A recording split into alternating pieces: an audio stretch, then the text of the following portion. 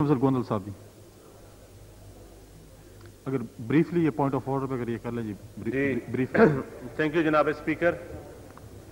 जनाब स्पीकर, आपकी बड़ी मेहरबानी कि आपने टाइम दिया और यकीनन आज जो क्वेटा में हुआ है और जो अब पाकिस्तान में शिया कम्युनिटी के साथ पिछले 13-14 साल से जो हो रहा है जनाब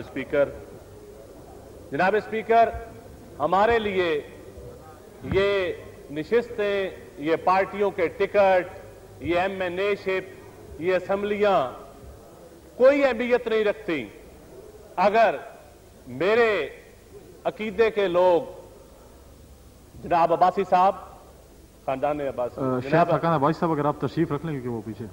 जनाब स्पीकर, मैं हैरान हूं इस ऐवान के आज हंसने पे और इस ऐवान के बल बजाने पे और मीडिया पे आके जिस तरह ये तकरीरें कर रहे हैं और जिस तरह अपने मुल्क को उजाड़ने की कोशिश कर रहे हैं, सच्ची बात है, रोना आता है। और मैं आज दुआ मांग रहा हूं परवरदिगार के लफ्जों के नीचे खड़ा होके कि परवरदिगार इन लोगों को तबाह और बर्बाद कर दे, और तो हम कुछ नहीं कर सकते। हम बड़े बहरे, गूंगे, अंधे हैं और बेजमीर भी हैं।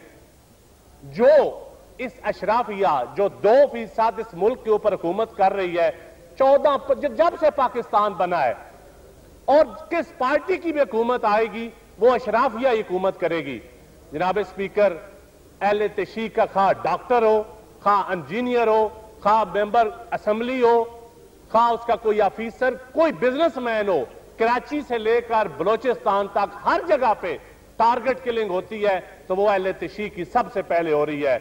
और कलदम तंजीमों के साथ इस तरह दंदनाते फिर रहे हैं लोग, कोई उनको पूछने वाला नहीं है। हमें मजबूर न किया जाए कि हम भी खुदा ना खास्ता हम किसी गैर मुल्क की तरफ देखने पर मजबूर हो जाएं और ये कहने पर मजबूर हो जाएं कि अब ये मुल्क हमारे रहने वाला नहीं है।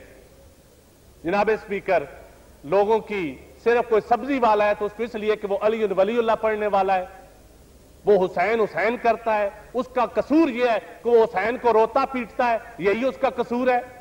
वो किसी तालिबान का आलेकार नहीं बना, वो किसी एजेंसी का आलेकार नहीं बना, यही उसका कसूर है। आज तक जितने भी दहशतगर्द पकड़े गए, मुझे एक भी अहले तशी का दहशतगर्द दिखा दे, एक भी अहले तशी की तंजीम का कोई दहशतगर्द दिखा दे जो तालिबान का, किसी MI का, किसी CIA का, किसी ISI का आलाकार बनाओ। सिर्फ हमारा यही कसूर है। हमें या तो आलाकार बनने की इजाजत दे दें, हम या CIA के आलाकार बन जाएं या ISI के बन जाएं या हकानी ग्रुप के, तो हम बन नहीं सकते। और हमें मजबूर ना किया जाए कि हम इस ऐवान में खड़े होके, चौकों में खड़े होके जब हम हुसैन करें तो फिर साथ हम हाई एजेंसी भी करें, ये हमें मजबूर ना किया जाए। और मेरे लिए तो कम से कम ये सीट कोई अहमियत नहीं रखती। जनाब स्पीकर, इस ऐवान में प्राइम मिनिस्टर को और वजीर दाखिला को आकर अहले तशी की टारगेट किलिंग के ऊपर जरूर वजाहत करनी इंशाअल्लाह पड़ेगी। और बलोचिस्तान की जो हुकूमत है, उधर जो जैनवन लोग हैं, जो सियासी जो जैनवन लोग हैं, उन्होंने तो बाइकाट किया होता। एक कठपुतली हुकूमत, जो कठपुतली हुकूमत है, जो कभी कोई कत्ल हो जाए तो कहती है एजेंसियों का कमाल है। भाई वो कौन सी एजेंसियां हैं? ये तुम्हें बताया जाए कि एजेंसियां इस मुल्क की हैं या किसी और मुल्क की हैं। तो जनाब स्पीकर, अगर इस ऐवान में भी ये नहीं बताया जा सकता तो फिर मैं तो यही कहूंगा कि हमें ऐसे ऐवान की जरूरत नहीं है। और इससे आगे ऐसा ना हो कि हम इस मुल्क के लिए भी सोचने पर मजबूर हो जाए। बड़ी मेहरबानी जनाब स्पीकर। अवैस लगारी साहब जी।